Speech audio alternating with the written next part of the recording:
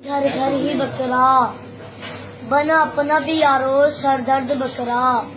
ये कुर्बानी भी फैशन बन गई है यारो, चलो लाए हम भी ट्राई कर जी बकरा।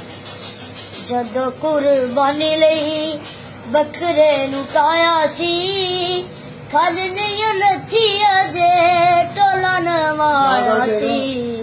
5-7 साल मेरे नाल करवालियां, 3-4 मेरियां जाफिसन सालियां।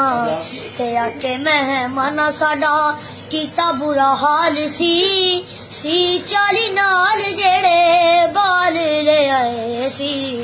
ते फजरे ही दुध जेड़ा मैं मंगवाया सी, चुक के ते उन्हां सारा फीटरां च पाया सी।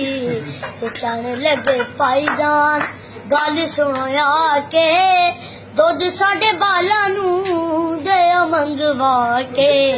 ते 4 डाले बोतलां दे हट्टी तो मंगाए सी, हजे भी परौणियां नू पूरे नहीं आए सी।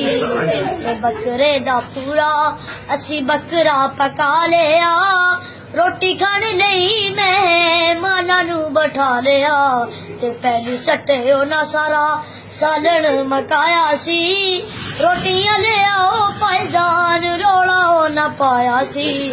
ते उन्हां मेरी सदके आखेआ जनानी नू, ए भी कोई बकरा है रोव कुर्बानी नू।